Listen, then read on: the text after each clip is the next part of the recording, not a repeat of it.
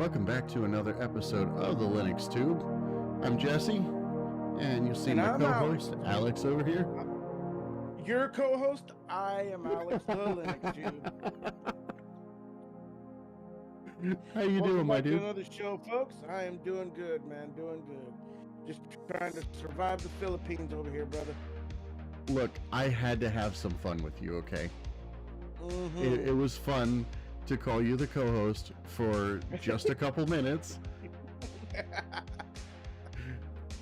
How's everybody in the chat? What's up, everybody in chat? I'll explain the shameful distro hoppers down here in just a second after you let us know how's the audio, how's the video. Did we finally iron it out?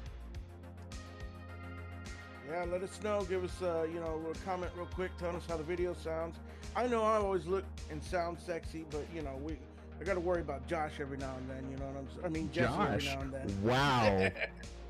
Look, man. Show up. Look, man. Josh and I are like mirror images of each other. I have hair where he doesn't.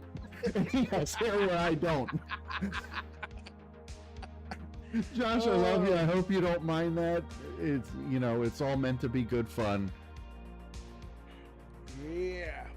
So we got Ben in the chat. We got Blending Sentinel in the chat, and Banjo.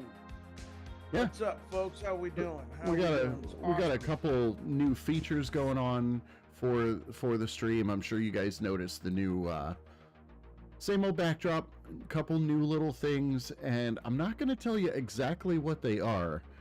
All of them. You're going to have to play with the stream to kind of find out what happens. Yeah, we're trying to become more cool and interactive in modern day. Yep.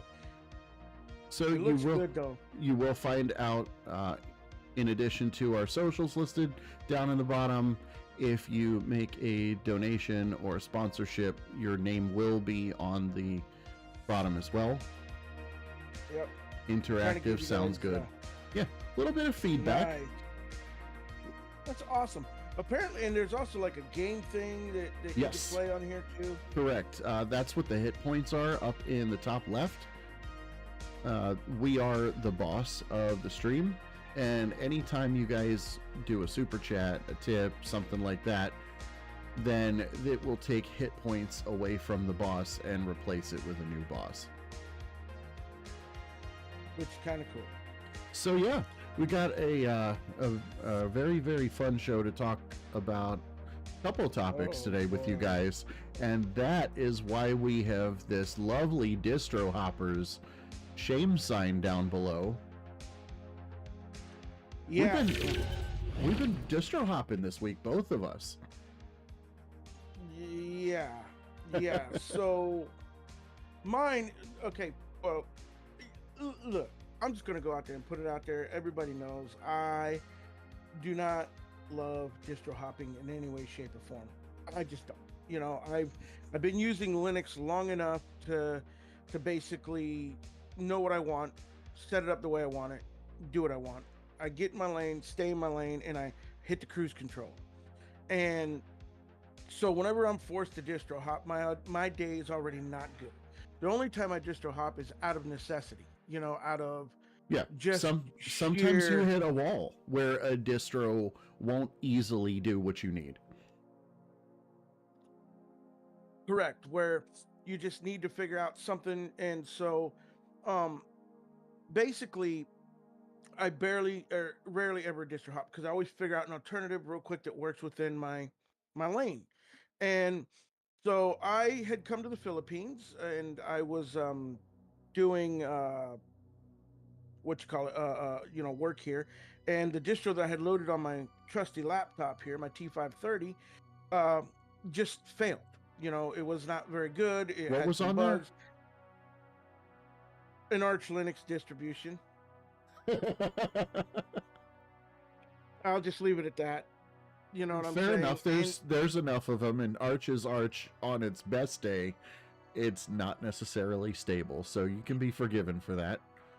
Yeah, and so I was using it, and this distro had been put together and done decently, well enough, but there were some things that were inherent flaws in it that I wound up finding that I had to fix. And as I'm fixing it, I had to do more fixes. And so by the time I got done with all that, all I had to do was what I wound up having to do was just pretty much a revamp it. And so it Right. was like at that point, I'm like, you know what, this isn't worth it. I might as well just jump. So I thought, why not do something that I haven't done in a while, you know, and kind of turn it into a video thing. So I made a video about it. The sound was bad, that's why it came down, but we're gonna re-put it back up here this week. And it was I jumped to OpenSuse 15.5. And Okay, now for well, everybody watching live, I've actually jumped over with Alex here, and we have the OpenSuse website open. and so as I'm doing, you know, doing OpenSuse, I'm thinking, you know, I only did a review of it once. You know, I actually did the spin of it twice, which was Gecko Linux, which by the way is a fantastic distro. And I don't know why I didn't go to Gecko Linux instead of OpenSuse, you know, native right away. But anyhow, I digress. I figured, okay, I'll try OpenSuse. You know, there's other people out there that are jumping on the OpenSuse bandwagon, and basically, in a nutshell, I'm just going to tell you, OpenSuse is a hot mess. Oh It's boy. a legitimate hot mess. I thought you were about to call it an illegitimate child. I could have, but I don't like to do that. You know, my mom always told me if you can't say something nice, Right. and so at any instance, you know, it's kind of a hot mess. You know, the package manager Zipper, which is not bad. You know, it's slow as shit. Sorry about that, but Yeah. it's slow as crap. Um, also, there's repos that there's a repo that you have to enable that is kind of like the AUR. It's called OPI. I can't remember what it stands for. I talked about it in the video, but at any instance, you enable OPI, and it's kind of like the AUR, but even then, it's still kind of limited on what it can do. Now, from what I understand, in all the research that I did, which I get it because, you know, they hold back packages and they want to keep packages from being broken. It's the LTS version is what Leap is. Tumbleweed tends to have more packages in their package manager, and I think, don't quote me, but I'm pretty sure that that's the main reason why the Linux cast uses the hell out of DistroBox, because there's a lot of stuff that you can't get in it. Makes sense. You know, natively. You know, one typical one that you can't get a lot is OBS, which is something that we use all the time. Oh yeah. I mean, we wouldn't be here without OBS. Right, exactly. And why that's not in there, I have no clue. You know, I had to go and add some other repo. Banjo says I was using OpenSuse, then I made a little change on the repository to install codecs and everything broke. Probably, yeah. That's it. Shouldn't do that. You do that with Debian and it doesn't do that. Yep. That's exactly what I'm saying. I ain't bullshitting when I say OpenSuse is a hot freaking mess. You know, it's like, well, we all know that they have an enterprise, you know, version of Linux that they're pushing for in the server space, you know, and it's almost, if I dare say, OpenSuse, Leap, and Tumbleweed are literally their cannon fodder. It's like whatever's left over, they just throw it there and they call it what it is, you know. And so I mean, it's almost, I installed DistroBox. I figured, okay, so I'll go the route of doing DistroBox, and so I went into DistroBox and installed DistroBox and got it to work. Installed containers, started doing some stuff. Did an Arch container. I actually did two versions. I did the actual, I did the Zero Linux tool, the code that he gave me. Then I did the actual DistroBox itself, following it, you know, through the setup for DistroBox, right? Did all that, and it was fine. It all installed, containers installed, Docker installed, everything installed, even Podman. I even installed Podman to manage your containers, right? Did all that good stuff, right? Get it all set up, and I'm sitting there doing what I'm doing, and I go to export the app so that I can just, because when you download an app or whatever distro you do, you give a command of, you know, DistroBox export app, and then DistroBox dash export dash dash app, and then the name of the app or whatever it is that you want to do, and it exports it to your actual system menu, and then you can click on it right there and run it right as a containerized app. Well, I did all that and it wouldn't freaking open the app. Oh It man. kept giving me some crap. I tried installing Python. I tried doing it. It just wouldn't. DistroBox could not connect to the graphical server. Oh I'm boy. like, what? I did hours of research, and I've tried installing Python and other tools that it said that it might needed, and nothing freaking worked. Not a Man. damn thing worked. One quick sidebar. Yeah. You feel like shouting because you're all fired up? Yeah, kind of. I'm excited. Cool. Shout at Josh and tell him to wake the hell up because he said we're his alarm clock. He had said it in the pre-show chat. Just yell at him. Where's the alarm clock, Josh? Or John? But anyhow, so it just is just a hot mess, man. So all this crap that people are talking about, how OpenSuse is great, this, that, and other, and it's the fucking savior and everything, dude, it is not. But then again, all I'm gonna say is this: what works for one doesn't always work for another. So don't go on somebody's trend of I'm hopping to this distro and it's the greatest thing next to sliced bread right now, because chances are it's probably not going to be that for you. Well, that's true, but I think that at least one point in every Linux user's career, if you will, you have to do some hopping to find that Goldilocks distro for you and the one that works. You have to do some, and hopping is good if you are hopping for yourself, not because it's trendy. Yeah. I definitely agree with that statement. I do. And I mean, sometimes I hop just to see what's out there. Yeah, and one of the things that I just recently and been working on is, containers is kind of a new thing. Well, they've been around for a minute, but they're getting more and more easier to use and less entangled than what they were before. You know what I'm saying? I mean, you had to, it was pretty, what you call it, difficult to set them up, coordinate them, and that kind of stuff. Just the grasp of getting all the dependencies into it was something you had to do. But now, I mean, with like the inception of tools like Docker and snaps and that kind of stuff, and flat packs, they're making those problems that cause people to distro hop go away. Like if you have an app that isn't in the actual package management system for whatever reason. Right. I mean, that was actually what spawned the AUR for Arch. Yep. Was the fact that they did, there was a lot of apps that were not out there that you needed, and so you couldn't easily get them without building them and compiling them and spending hours and hours and hours, and even then you went into dependency hell because you weren't sure exactly which dependencies needed to be there. You know what I mean? So the containerized apps and stuff like that is kind of solving a lot of that. And I am here to tell you right now, I played with Docker last night, and I'm playing more and more with Docker, and I got to tell you, Docker is pretty damn amazing.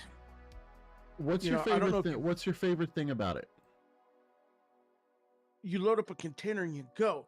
And what's really cool is you can actually export that actual container, and you can literally on the it's the easiest opening up KDE, or not, but a web browser, right? You can export the app, or you can actually export the container right to your your actual panel, or dock, or your system menu. And it's right there. You just click on it and you're right in it. I mean, seamlessly on the fly. I get why people are falling in love with Docker.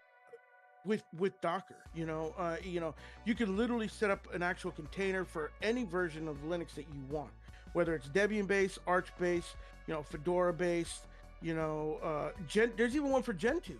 So yeah. Really really people could screw with old Josh Boy and set up a Docker container, make it full screen, and literally they're running Gen 2. Makes sense. You know, and so really, I mean, there's a lot of things in Docker that is so flexible, you know, and anything that's containerized like that. So I mean, it's pretty cool. It's a pretty cool thing. And last night they actually have, like, you can go to something docker.com or someplace like that. I can't remember. But there's an actual webpage that has got literally thousands and thousands of different Dockers, containers already there for you. Yeah, that's pretty cool. Honestly, that's pretty cool. Already existing setup. All you do is you just download the container, install it, and you are good to go. I mean, it's the coolest thing. Awesome. We did just open up a poll. Are you guys in the chat in a distro hopping streak yourselves?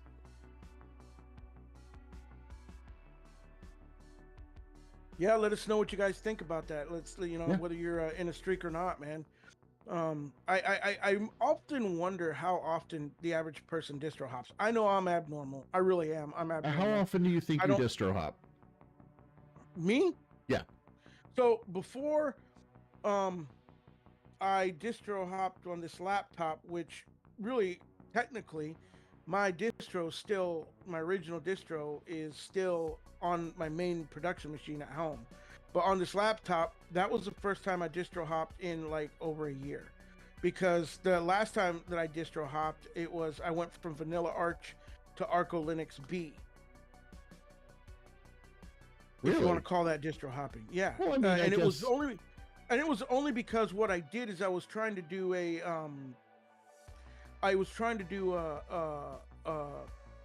a video, and I was trying to install on hardware or something. And when I went to install in the drop down menu for the Calamares installer, I chose the wrong hard drive, and I wound up blowing out my entire freaking main OS.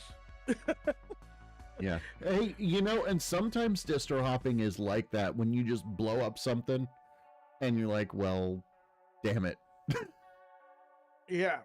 Blending Special says he hopped a lot, landed on Arch for a long time, but now he's stuck to Mint for nearly a year. Always came back. Nice. You know, there's nothing wrong with that. You know, like I said, Debian works for people, man. Some people, you know, Debian's it, man. And Mint is actually, if I had to go to any of the Debian based ones, there's two that I would choose from. There's Mint, and then there's MX Linux.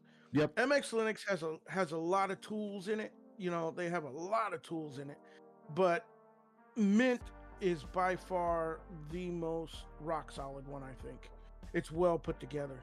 And we're gonna have a guest come on here on I think it's the 18th. He's scheduled to be on the podcast, and I was just talking to him the other day, and that is Steve from Zero Linux, a developer. And there's going to be a big shakeup in the community coming on soon. That's right, you guys are hearing it kind of first here, a little teaser. There's going to be a big shakeup in the community because GNOME 45 is doing away with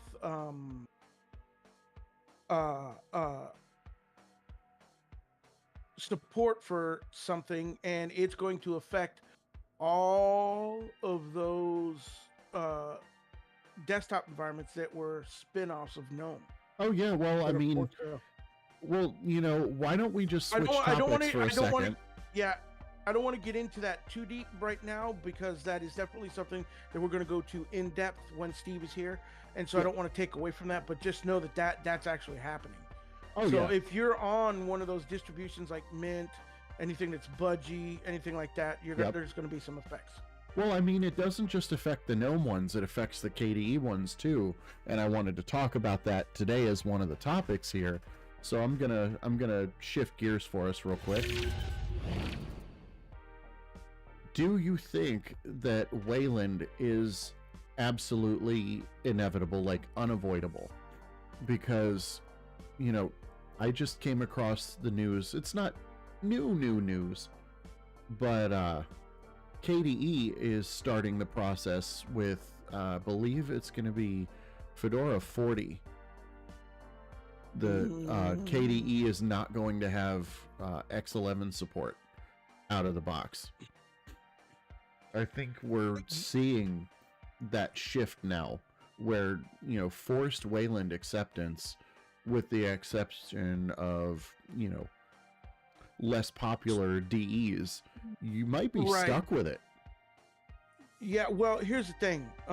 Wayland is definitely not ready. I think it really depends on who you are. I think for the general public, I would say it's ready.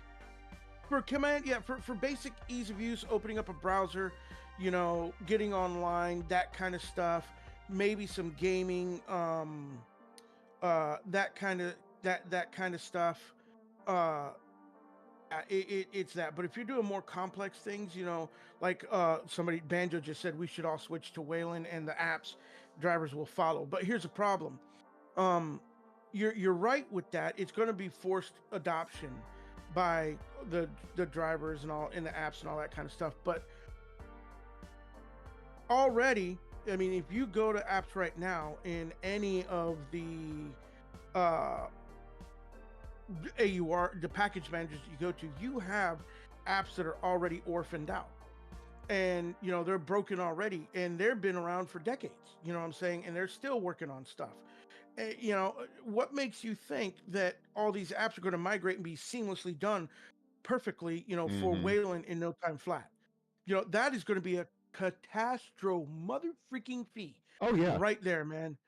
You know, you're going to have, like, OBS is going to be broken constantly. We already have issues with that sometimes. Yeah. You know, you're going to have, you know, basic apps like your calculator is going to be broken. I mean, there's going to be a plethora.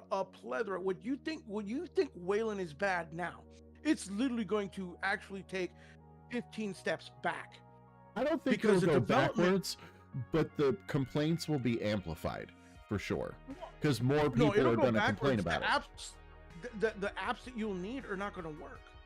A lot of them won't work because everything's going, you know, right now the fallback is X Wayland. Yeah, I wonder if X Wayland is going to be the crutch for this forced adoption, because that might make it a little bit smoother. But that's the only scenario that I could see playing out where they will be able to salvage it. Is they're going to make the X Wayland actually a thing. Did you use Mac off and on throughout your time, or are you really not familiar with that ecosystem? No, I'm okay with the ecosystem. I use it once in a blue moon.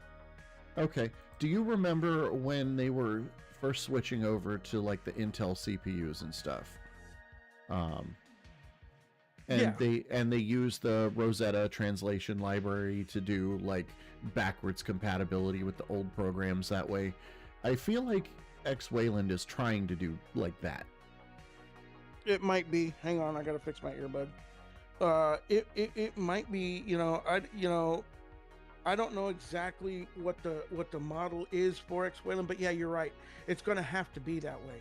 You know, in the sense of, you know, like I said, I don't know exactly what the play is on it, but it's gonna be an issue. It's definitely gonna be an issue. Right. And a lot of people are gonna finally realize that Wayland really was not that great right now. I mean, even Vaxry will tell you that. Oh yeah. It's a lot of the Wayland developers actually tell you don't install it on your actual main production machine. Right. Use it on a testing machine. Yeah, I am That's so the developers. Yeah, I'm still frustrated as a content creator about Wayland, because Wayland was one of the reasons I believe that EGL support was dropped from OBS Studio when 28 came out. 27 for me was the perfect OBS, and I think a lot of people will agree. We lost huge stuff. We lost the NVFBC encoder, which would basically grab your entire frame buffer. It did it with zero copy, zero latency. It felt like game capture should, because it was grabbing it straight from the video buffer. And I'm still cranky about it. You're not the And only one. You are not the only one. You know, I hear that same thing. I remember people were refusing to upgrade. yeah, They were doing everything they could to avoid it. I'm telling you, dude, I distro hopped for a long time simply trying to get FBC working on anything I could, and I tried Flatpak and that worked for a while. I tried Ubuntu Snap because it was baked in, and I tried that for a while. Eventually what started happening is articles would come out saying how to do the downgrade and block the package from upgrading, and eventually, you know, it would break in a way where I'd, you know, try a different way, and eventually those archived versions either weren't available or stopped working. Like Right. a lot of people are still salty about just, you know, the OBS 27 to 28 upgrade. It broke stuff everywhere. Yep. You're right. You know what's funny is Banjo says in the chat, Henry Ford said, if I had asked people what they wanted, they would have said faster horses. I wonder if that was the inspiration behind the Mustang. Maybe. Mustang is a fast horse. It's a very fast horse. That would have been the ex Wayland. Go, man. But you know, I have another question. So if Wayland is inevitable, then eventually packages are going to start being built with Wayland dependencies, right? Should be. What happens when you're on a distro or DE that does support X11 and your DE does not? Are you going to have to take on building Wayland dependencies and running that bloat just so that you can have a package that works? That is literally the question of the day. There's no way of telling you. You're probably gonna have to if your DE does not support Wayland at all in any way, shape, or form. It's got X Wayland at best. Then yeah, you've got that issue where you're gonna have to wind up spending some time learning how to build some stuff. You're gonna actually go back to the old school compiling everything for yourself from source. Yeah, and you know, Josh is going to be sitting waving at us from the top of his mountain going, see, this is why I use Gen 2. Yeah. Exactly. I mean, it's that day's coming. Eventually Wayland is going to be force adopted, and it's going to be an issue for a lot of people. Yeah, and I mean, I guess you could just say, you know, that's the price of progress. People get left behind sometimes. Well, it is, but the thing is once again, you know, there are people that are making major changes like that in a hurry. You know, I mean, yeah, Wayland's been out for how long now? But let's also put it in perspective. Xorg is still not perfect. Right? Yeah. It's still not perfect, and it's been in development for over 30 years. Right? And actually, but X11 hasn't been meaningfully updated in how many years on its own? Exactly. So there's this giant hole in the way that the development's going. Right, I understand that. So that's what I'm saying. It's still not perfect, right? And it's pretty stable. It's pretty good, but it's as best as can be feature complete, and that's probably why you're seeing not so many updates for it outside of security stuff.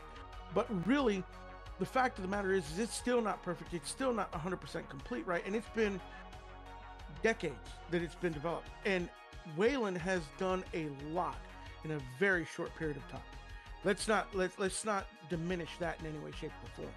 I mean, from inception to actually open and running and being adopted by the masses, now you're looking what, maybe 5 years, 6 years at best.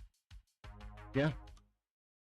You know, that's an incredible feat when you think about it. That is a very incredible feat. So I don't want to diminish that about Wayland in any way, shape, or form, but Agreed. it still needs a lot more to be done, and I hope that you know, it will grow exponentially and be better. You know what I mean? Yeah. Oh, Just Wayland. You can't get away from it. Mm-hmm. Yeah. Well, it's coming down the pipeline, like you said. Yeah. You know, I'm waiting for the Wayland memes. The where there's a Will, there's a Wayland. Or you get some Star Trek TNG memes every time some update happens. Shut up, Wayland. Yeah, pretty much. Or what about the "I use Wayland, by the way" meme? Oh gosh. Oh man, that's hysterical. What's the poll? Where are the poll votes at right now? Who else is in a distro hopping? 67%. Are hopping? Yeah. All a hot mess, guys. Yeah. Well, that's just, I think, inherently Linux's nature. You know, it will cause you to distro hop, whether you like it or not. As much as I hate it, I'm going to tell you all, I freaking hate it. I hate distro hopping. I'm throwing my baby tantrum. I hate it. You hate it. Oh man. So you don't like this. Mm-hmm. you don't like the yeah. You don't like Distro this. hoppers. Distro hoppers. Since we're both in a hopping streak, we just got our little sign with put the dunce cap on us. We're distro hopping. I went back to an Arch-based distribution just to wrap that one up. I went back to an Arch-based distribution that actually has a window manager, and I am actually using a not window manager but desktop environment, and it's KDE desktop environment. You're on KDE too. I love it. I'm on KDE right now at the moment, and it is actually surprisingly a lot better than I last remembered. I mean, this distro is actually themed very well. Okay, I'll plug it. What the heck? That's what our channel does. I actually am on Zero Linux KDE desktop, the very new latest distribution. It was one that I grabbed. I had to go back to my comfort zone of Arch.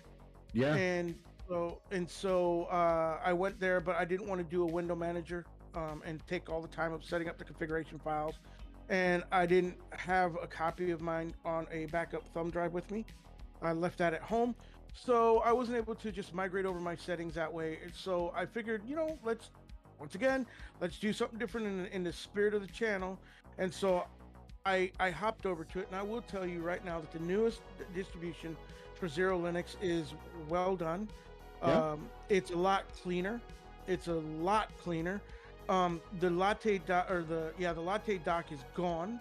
He actually instituted an actual panel at the bottom, just like a KDE panel at the top.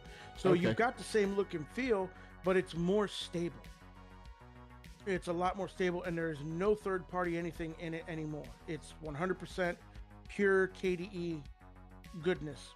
Okay, now this is on your Optimus laptop, right? Yes, on my hybrid.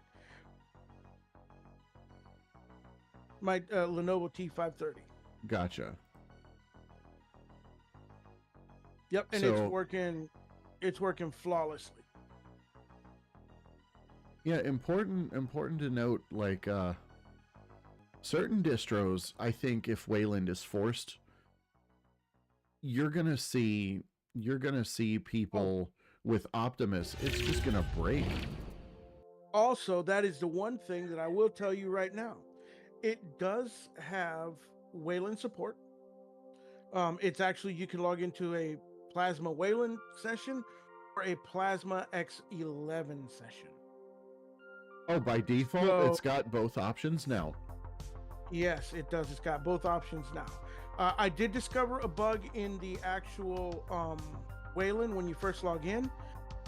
It's where the welcome tool, so like the theme is dark, obviously, and the welcome tool, when you pop it up, it's bright white. I mean, it's like still in light form. That is something that's a bug with Wayland. What you have to do is you go to KDE appearances, go into the application settings, and you change it from you change it from the lay-in to like breeze dark, and then Right. go back to lay-in, and it fixes it right away. Gotcha. So yeah, I mean it's actually doing quite nice. I enjoy it so far. I've enjoyed it. Well, Now, that's cool. will it be something? Will it be something that I migrate over to my desktop at home? My desktop still got the window manager on it, and I don't know if I'm going to make that migration or not. Hmm. Something to think about. But oh man. Now, what do you know about Internet of Things? What do you think about it? IoT? Yeah. IoT is the future. It's what connectivity is going to. I mean, everything's IoT anymore. You know what I mean? Yeah. From TVs to light bulbs to refrigerators to rice cookers. I mean, everything's connected. Via smart home or hub. Yeah. That's actually the next thing I wanted to talk about. Our moderator. I was gonna say model raider, but nobody's seen his face. So yeah, John's disappeared. Yeah. I wanted to talk about IoT because he brought it up.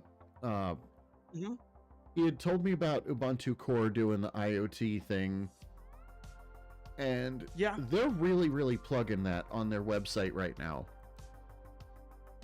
And I like the idea of embedded Linux in IoT, and I think that Canonical's probably the biggest player, or will be the biggest player in it for a little while, because they have the resources for it. It would make sense that the server space kingpin would want to push IoT, being that it requires connectivity and servers. Right, and so if they've yeah, already got the infrastructure, they can just deploy it so much easier. So are they making? So I haven't read this article yet, but are they making an IoT based distro?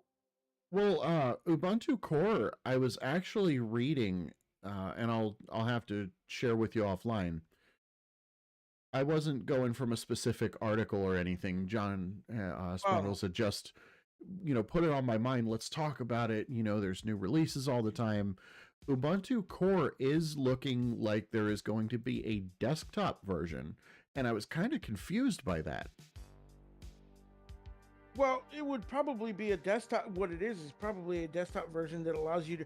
So I know that there are IoT servers in the server space that you could actually create and host on your own, and I think that's what Jonathan's wanting to talk about, because, well, you saw the news article that was across the United States where Amazon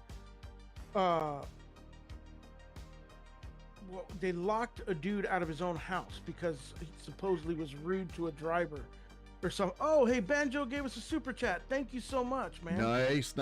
Loving that. Yeah, thank you. Love it. Thank you so much. That should actually pop up on the stream here. Nice. But so in the IoT of things, in the IoT thing, with Amazon doing that, and that was all done through the Ring doorbell and the whole Google, home thing and all that kind of crap, right? And so that kind of stuff happening is not a myth anymore. That actually happened. So it would make sense to disconnect yourself from that kind of connectivity and host it yourself on your home. Like my home is a pretty much a smart enabled home too. I have Alexas, I have smart TVs, I have smart light bulbs. I use Smart Life, the app, to connect all that kind of stuff. And so honestly, I definitely do that. And I've always had that apprehension, how long before, like my Blink system, that, that's a security system that is connected somewhere offline. If I could do that right here. Oh, John's back in it. John's back. Our moderator's here. But so in that scenario, that's something that I might actually be looking into. I'm glad that this got brought up, because that is definitely something that needs to be talked about. Yeah. please join in. We were just giving you a shout out for having put Ubuntu Core kind of on our brain to talk about. So you showed up right at the right time. Perfect timing, John. So yeah, I mean, that is something that if I was, what's up, Zany? Zany's in the chat. I love this. What do you guys, My boy. what are you guys up to? So yeah, I mean, definitely, I would definitely take a look at that if you already have a smart home and see if you can migrate to that. Now, from what I understand, I mean, mind you, I am not an Internet of Things genius of any kind. But Whiskey Joe's in here too. Cool. Yeah. But anyhow, for me, I would definitely take a look at this if you're wanting to actually protect yourself and set yourself up for not being at risk for being hacked through your TV or whatever. But the one thing that I don't think you can do right now is actually do like your security cams and stuff like that. I know that there is I can't remember the name of the server. I used to play with it for a while. It's an actual security system software suite where you can set up your own IP cameras, whether they're Wi-Fi or wired. I think it works on both protocols. And you can actually set it up and use it as your own security system on a separate box that you throw in a corner connected to your network. So, I mean, that may be the avenue you may have to take with doing this. You wouldn't be able to go and download like a Blink camera or a Nest camera. You would actually have to download something like what the heck's those called? They start with the W. I can't remember the name of they're a generic camera that you can buy online that are IP cameras. They're pretty relatively inexpensive. They start with the W. I'll keep on saying Wayfair, but it's not Wayfair. Wazoo or Wagyu or whatever, but anyhow, you can buy those cameras. So like a Ring, but a knockoff. Yeah, exactly, yeah. And you can actually connect them to your actual software, and you can record on it.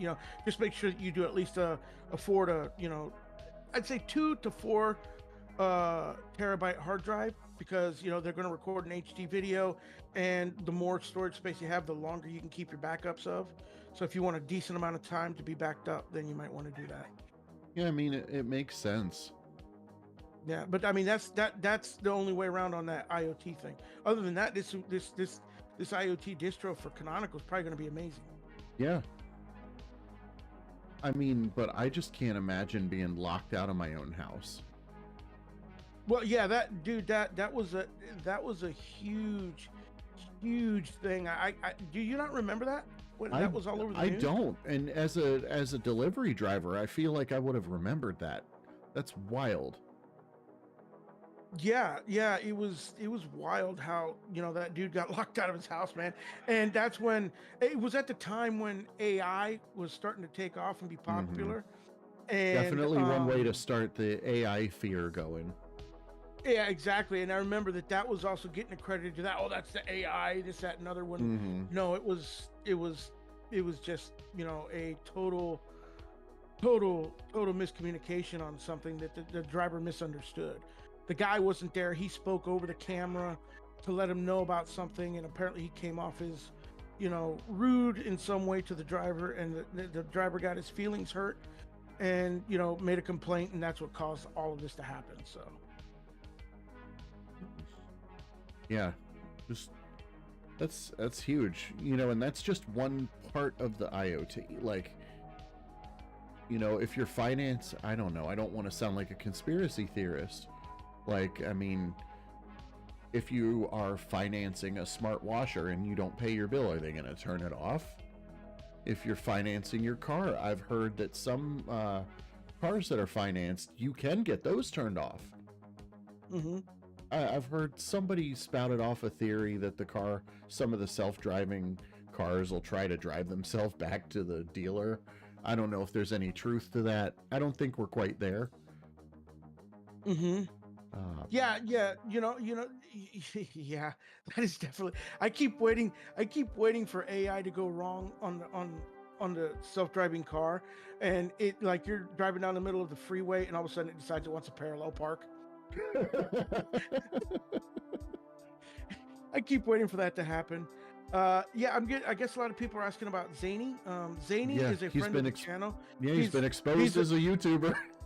Yep, he is like my little brother. Everybody's like my little brother. I love everybody in this space. In fact, we're doing a collaboration coming up that I want to tease a little bit. It's going to be a Christmas special that the Linux Tube is putting on. Zany will be part of it. We'll announce him today.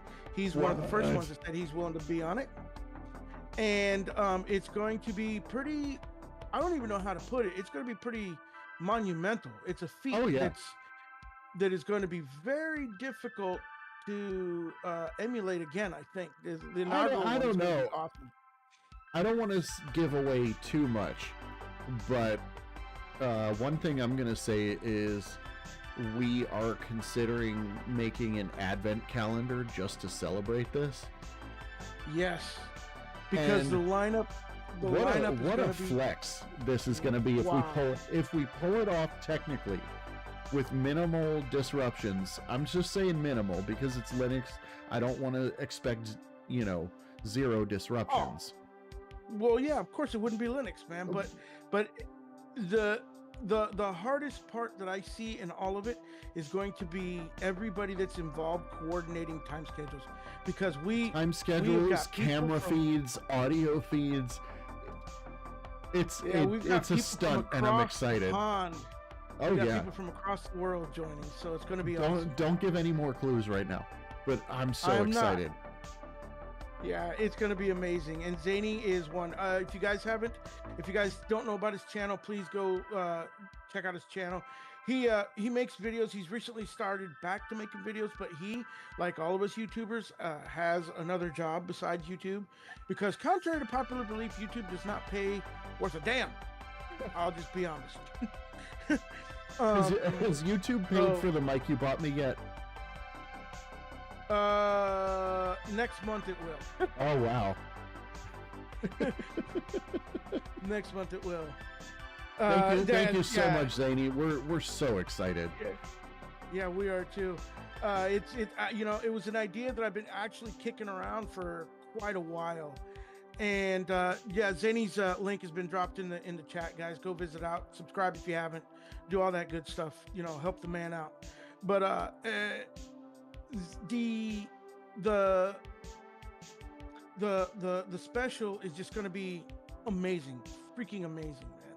Oh yeah, it's a feat that I like I said, I came up with the idea a couple of years ago. I wanted to try to do it last year, but I just honestly I didn't feel that I was well enough known in the community or in the presence of people to approach some of the collaborators that we've got to do this, that actually would have acknowledged me, so to speak. You know what I mean? Yeah, I mean, I don't think that I would be where I am without you pulling me up, so I appreciate it. This is a fun ride to be on. Yeah, and actually Zany made a comment.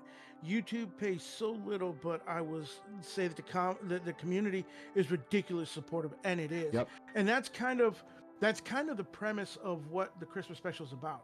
It's about the unity that this community, the Linux community, YouTubers have, which is awesome. It is awesome. I want to say we've been fortunate that our community, as one just tiny piece of it, we are so fortunate in the lack of toxicity that we get on a daily basis, when there are so many other YouTube communities that get just pounded with trolls and people that are not very nice, and we just don't see that in ours. Right. No, our community, I guess it's because we're so reliant on fixing things ourselves, and also looking and asking other people, say, hey, what worked for you on this, because I can't quite figure it out, that it kind of tends to be that way. Also, a lot of the new people coming into the actual Linux sphere are actually like that. They're not the old guard that used to be RTFM it, you know what I mean? And it's just a whole new vibe, which is where it should have been the whole time, you know? Yeah. Yeah. Zany said, which helps a ton because a lot of people don't realize how much work goes into this. He spent like 6 hours editing a video, and it's only 5 minutes long. He still thinks it's not as refined as it should be, and you're right. 100%. Now, I will say this, you know, we're always going to be our own worst critics as content creators, and people love things that we will never be happy with. Yeah, it's true.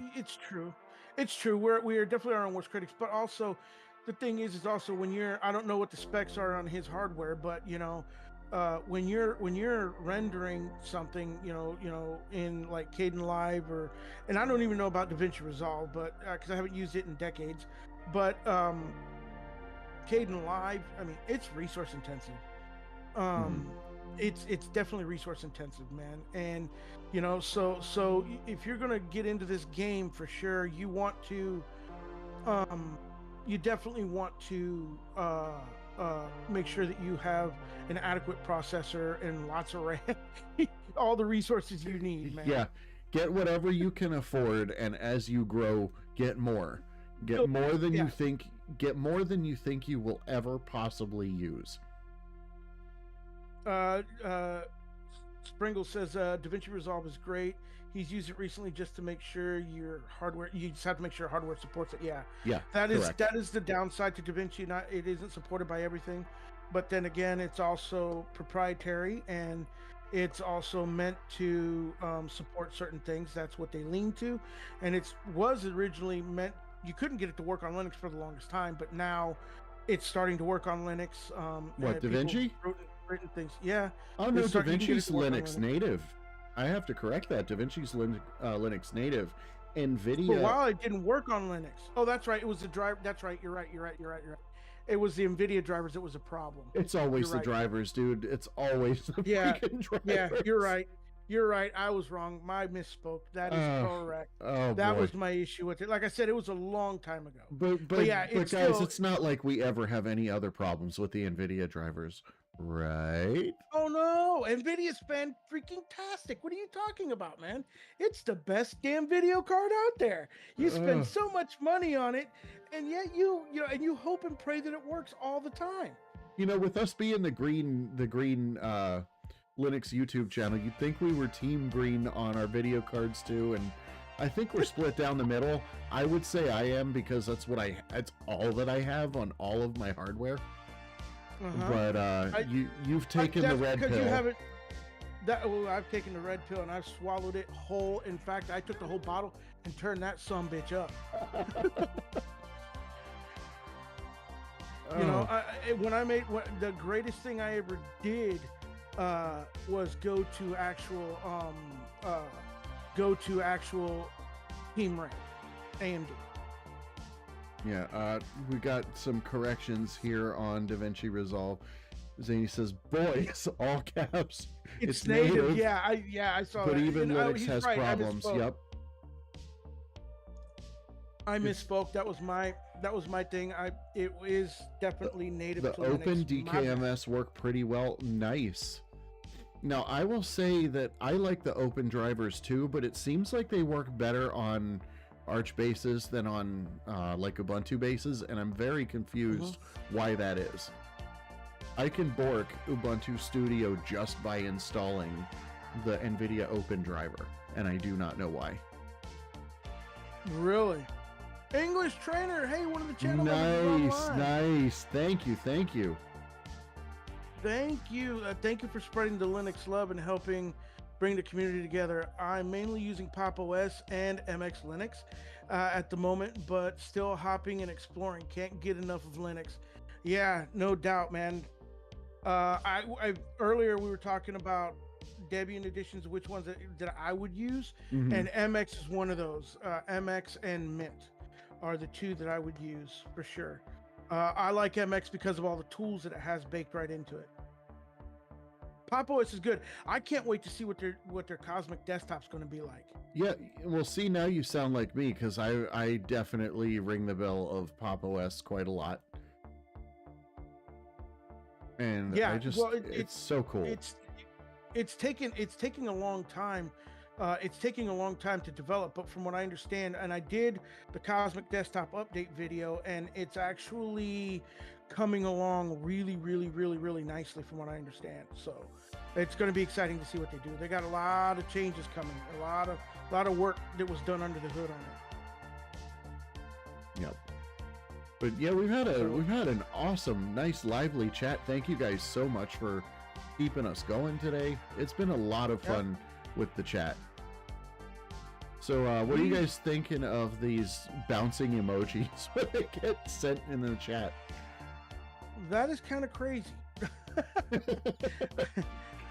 I love the work. If you guys comment on how you think the transitions look and all that good stuff is looking, because a lot of work has gone on in the background. A lot of it's done by our own Jesse and Jonathan, that have done a lot of work modernizing the look and feel of the stream. I am so proud of our team. I got nothing but love for you guys, man. I got love for the whole community. I love our channel members. I love our subscribers. It is amazing what has happened with this channel.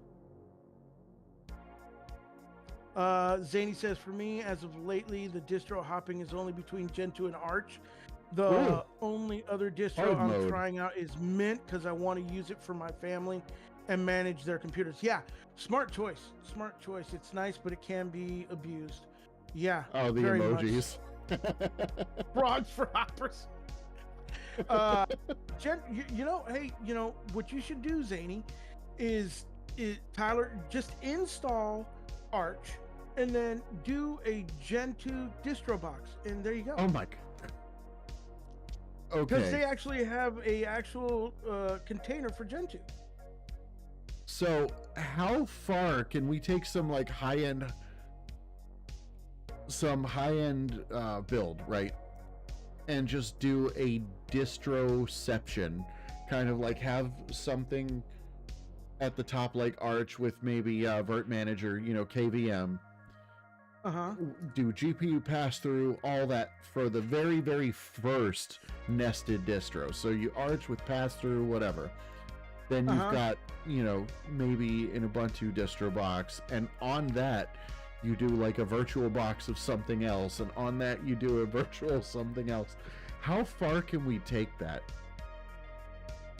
I don't know. How many nested VMs can you do? In an actual VM? Yeah. Because I know that it would be as many as your resources would allow. Yeah. I mean, it would all depend on how much RAM you have, and obviously how many cores you assign to it. Yeah. So if you get like an Epic, like a Ryzen Epic, that's got like 64 cores, you could literally you do like assign 4 basic cores to it, and you have like 128 gigs of RAM. You could probably do at least 20 nested virtual machines in there. I think, and it would be something we'd have to do on stream. Just run it till it breaks. Just full send. Yeah, that would be awesome. When the stream's over, it's over. I have the best of both worlds. Gen 2. Zany's saying right now I have the best of both worlds. Gen 2 on the big, powerful desktop, and Arch on his lean, mean laptop, both with Hyperland and the same configs. Yeah, there you go. It's what works for you. Yo, no lie, want views. Do a effing Gen 2 stream. People love that. Oh, really? What? Yeah, Zany, how many views do you have on your Gen 2 live? Yeah. Oh, Bottles. Bottles had a developer just recently leave. Oh, man.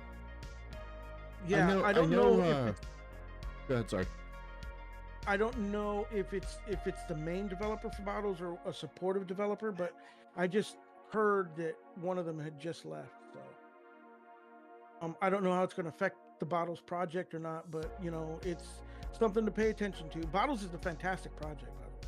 Yeah. There are just so many ways to do it. It's yeah. Bottles is also Go ahead.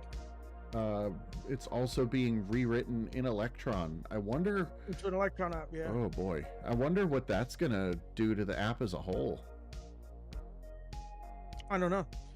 Like I said, I don't know. I mean, you know, right now it's in question about the development of it, and well, I don't know necessarily in question, but you know, it's definitely something that to be paid attention to for sure. Our poll's down to 62%. Apparently, 60% of people But are doing still, the majority of us 1,000 are or more. hopping. Yeah, 1,000 or more, and it's only a couple days. Wow, you've had 500, and it's only a couple of days. Nice. That's Plus, fantastic. it's a live stream that's very long, and streaming.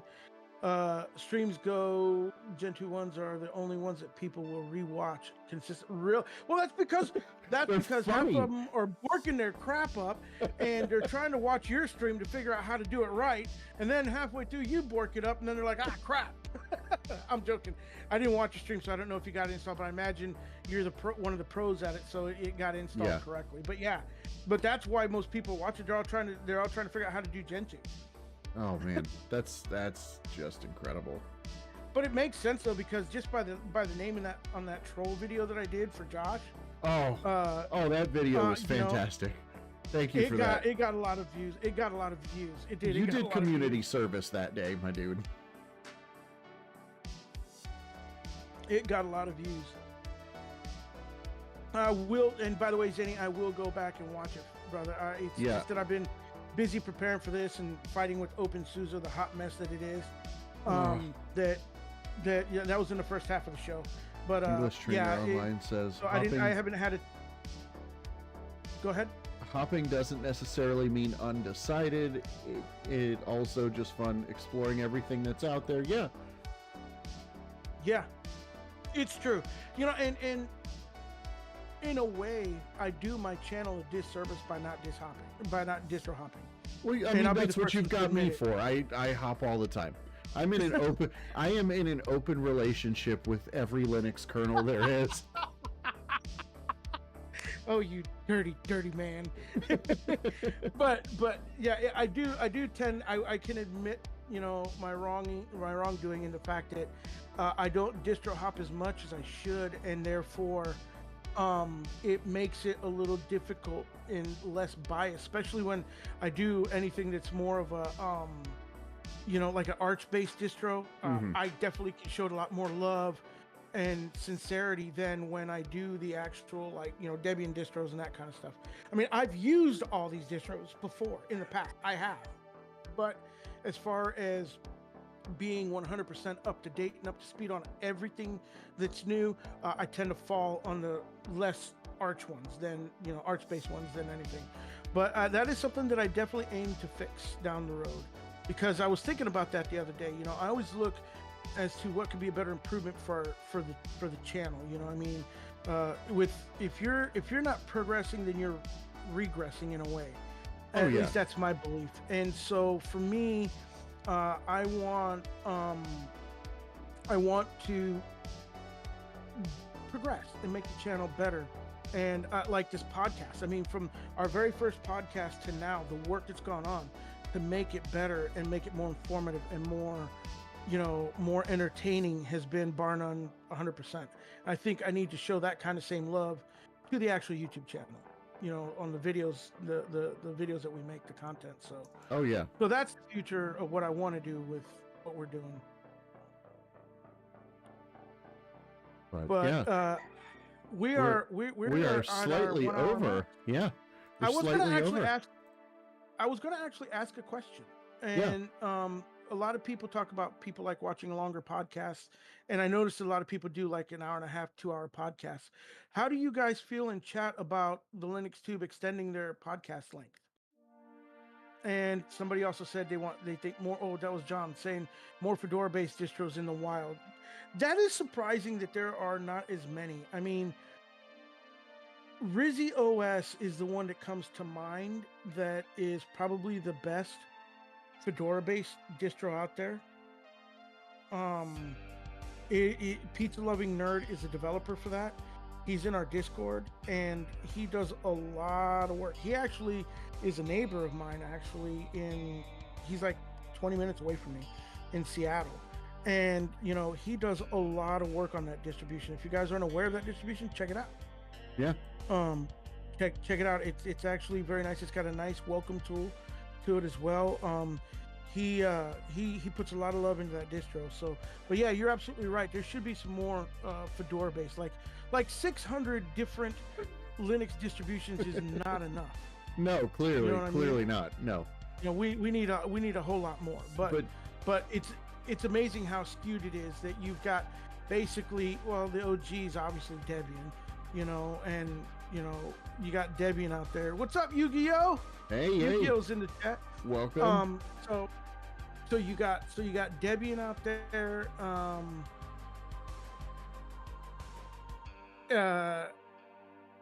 I thought the stream froze for a second. My heart sank. Zenny says, I would love to send you my mic, my audio interface, and webcam, Alex. When I upgrade, if you're interested, just throwing it out there. Extend the link. Love the conversation format. More is better. Okay, Zenny. Duly noted. He's not on his main setup. Guys, be kind.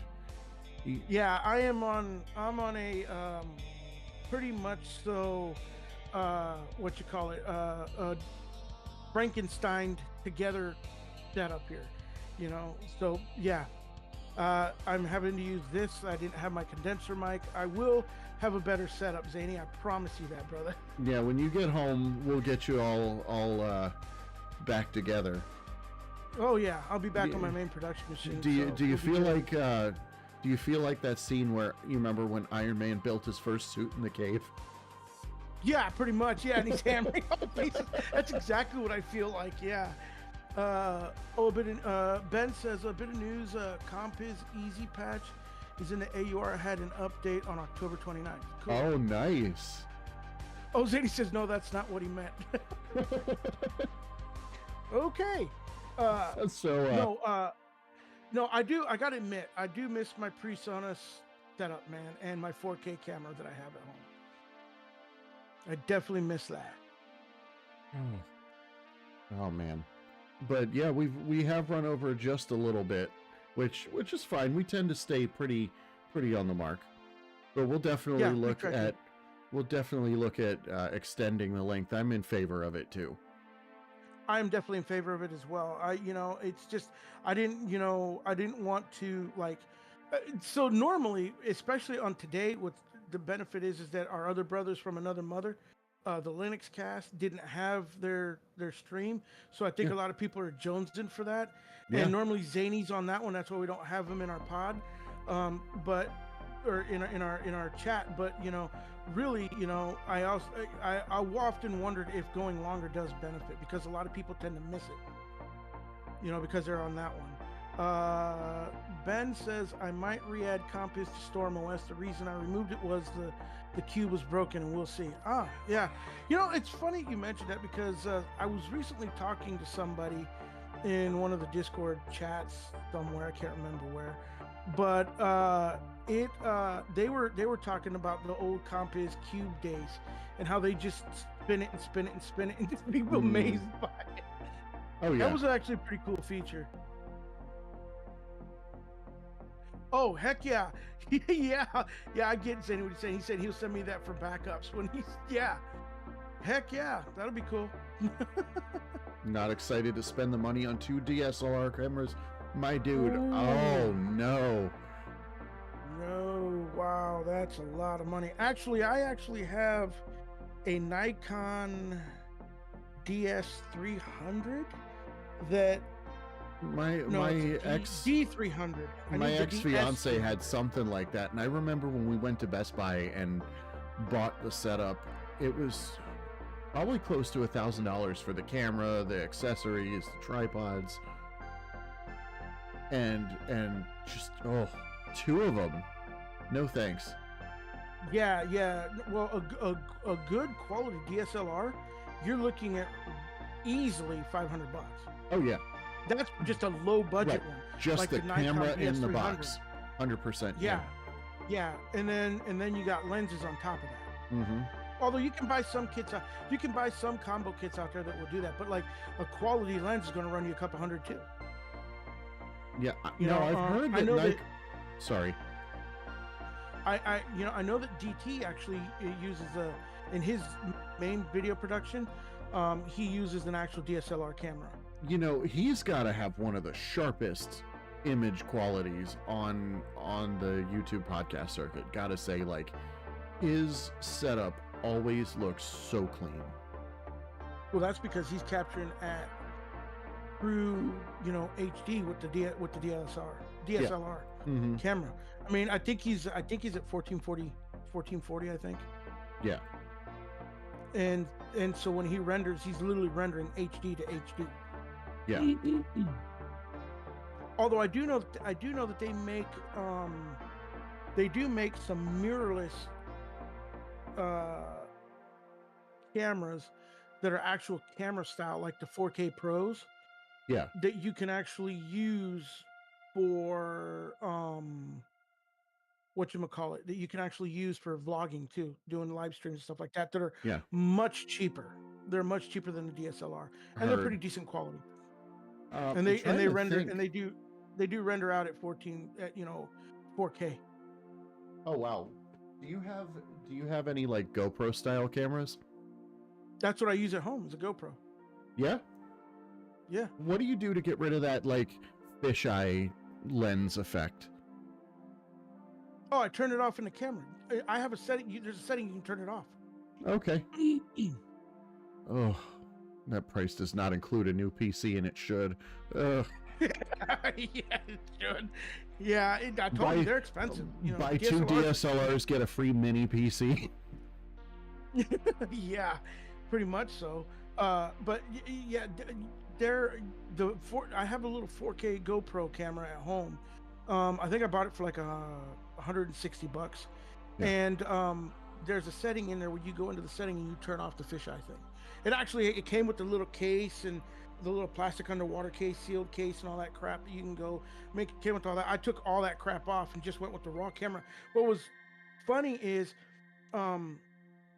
they don't make like a holder for it to hold it onto, like like a bezel or something like that. So I had to put it on a tripod, because it's meant to be like put onto like a motorcycle handle.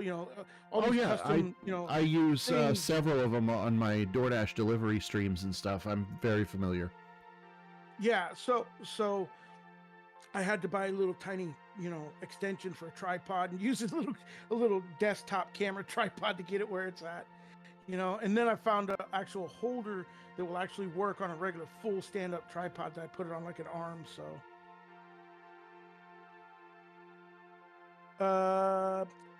Yu-Gi-Oh! Master asked, did you hear that Adobe said that the customers could be sued for using old Adobe Photoshop? No, I did not hear that, but that doesn't surprise me. Is that buried in the fine print somewhere? That's stupid.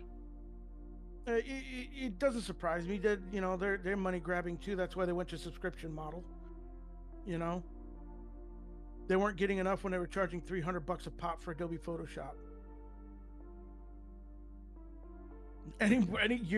John got nailed on the head. Any company that will sue their customer base is toxic.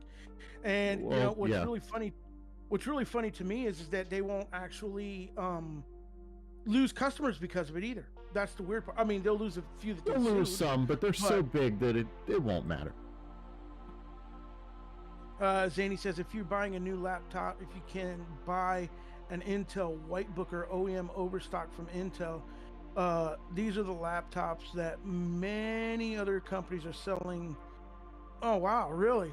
So I'm taking it that you're an Intel fanboy. And not a Team Red fanboy. I'm Team Red all the way, baby. Well, Intel has its merits. I'll just say that. I'm looking forward to seeing what the ARC GPUs are gonna do. Not gonna lie. I am joking. I'm joking about that. I'm a fan of whatever the hell works. He says no. I'm a fan of whatever the hell works. If you could put it on a motherboard, get it to spin up, and it does what it's supposed to do, I'm happy with it. You know what I mean? They're just the best laptops.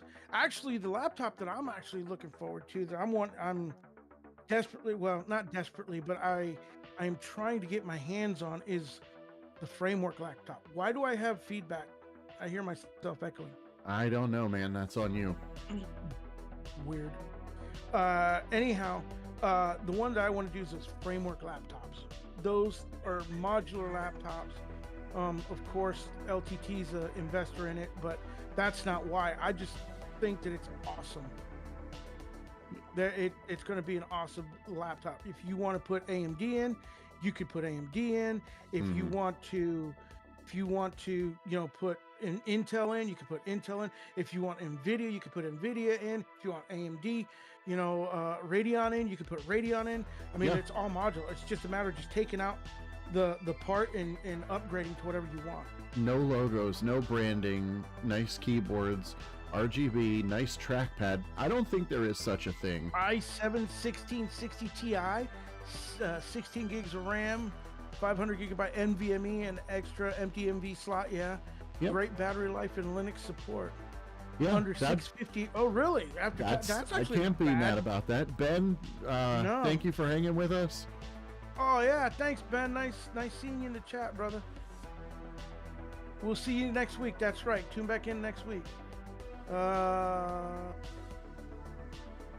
Sprinkles is saying, I would like to correct me on something. LTT isn't the investor. Linus Sebastian is. Okay. So okay. Not himself. He did it privately, his own personal self, not the company. Gotcha. Yeah. Gotcha. Yeah. So, but anyhow, I'm definitely interested in checking out one of those frameworks. The whole concept is genius. It really is. I mean, I like it for the environment. It creates a lot less e-waste. Yeah. 100%. you'll never outgrow the laptop. You may outgrow a module. Yeah. I think that's it would be such a nice treat if we had the DIY vibe to our laptops too. Well, yeah. I mean, I remember the days when you could do that, and then planned obsolescence kicked in, and it became everything from TVs. Used to be you could send a TV to a repair shop. Now you can't even do that these days. Man, I fixed my first big screen TV by a capacitor swap. Yeah. You can't do that anymore. You technically can fix your big screen TV. I mean, if you want to take it apart and do all that stuff, but it's actually more expensive to fix it than it is to go out and buy a new one. So, well, they are all technically the same thing in every way that counts. Linus, don't read that. Oh man. Yeah. Oh, don't read that. Oh man. But yeah. No, it's funny. But yeah, no, I'm definitely, we definitely got a problem with that, and that's something that I definitely, like I said, that's why I'm really liking that. I mean, as far as a laptop, technically, he's right. You can tear it apart, strip it all down. I used to do that when I worked at the computer shop. I'd do a motherboard tear out, and replace it. I've even done it where I've actually desoldered a processor off the board and actually resoldered one back on. Also, there was a time when the HP's GPUs would go bad because of heat, poor case design, and so you'd have to reheat it by baking it in an oven with, reflowing the solder. I mean, there's tricks to fixing stuff, but yeah, you can definitely still work on them if you know some of the old tricks. But part of it, like I said, is getting new parts is more expensive, than just going out and buying a new cheap laptop. Yeah, it's because it's intended to be disposable, and the plan's obsolescence and stuff. We're getting some feedback on the final poll that I snuck in here. I don't know if you've seen that going up. No, what was the final poll? We've got a little bit of a split here. It was pretty much 100% at first, and now Noah's taken over, asking, what people think. Should we start doing Linux-only hardware reviews? And it just shifted to 57-43 no to yes. I don't think the numbers are done for that yet, but it is something that I've been talking with Alex about, and we are considering it. what she said, Zany. Oh, freaking Tyler, you kill me. That's what she said. That's an old Thank line. you. Yeah, we have been. No, it's all good, Zany. It's all good, man. Love it. That is something that we had talked about, is doing some hardware reviews. Yeah. We're actually in the plans of reaching out to certain things Mhm. and certain vendors. Hopefully we get some feedback. I don't know that I have the actual pull as far as like channel numbers for them to be like, yeah, we can, we could take you seriously. I mean, I don't have a small subscriber base, but I definitely think that if I were to get a little bit more subscribers, that it would definitely help add to that cause. And so that is definitely something that we're planning in the works. Yeah. Because English Trainer says, I suspect many Linux users would benefit from having Linux supported hardware spotlighted. I made the mistake of getting an Elgato, which can only be supported on Windows, and he's no fan of Windows. Yeah, well, that's why he's here on our podcast. That's exactly why he's here, yes. And yeah, actually, I will tell you, though, that you can enable, if you're trying to do Elgato, you can actually do your WebSockets in OBS, and then you could actually use deck board. Right.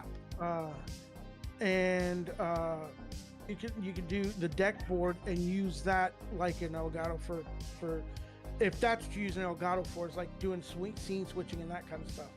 Although I was also going to tell you, Zany beat me to it in the comments, but I do know that some people do use Elgato on Linux. I don't. I use the WebSockets, and I use Deckboard on my phone to use it for scene switching and stuff like that. Yeah. So yes, you can use Elgato. Let's I see, just don't know Zany the said, because I don't own one. right. Zany said that they've used the Stream Deck and Streamlights. They're alternatives to the software. I love it. You love to see it. Nice. That is awesome. And Josh There is he in the is. chat. Josh, we yelled for you and everything. You didn't wake up, my dude. Yeah, and you're late. CTT has We got to tell secondary him window he's machine. late. Yeah. CTT has a secondary window machine he uses for streaming. And there it is. I don't know where Josh gets this infinite wisdom from, but I love his knowledge. Yeah. Oh man. He slept hard. Was there any other way of sleeping? Yeah. But yeah, Well, no. Sprinkles, don't act like you weren't sleeping for half the stream. Welcome to the chat. Yeah. We love you. I love it. This has been a fun episode. Yeah, I definitely don't know how to use Elgato. I thought about getting an Elgato, and using it, which I would have learned how to use it, obviously, but I didn't. And instead, I found the WebSockets through through actual OBS, and then I use Deckboard, and it works fine for me. You can use it on a tablet, or you can use it on a smartphone.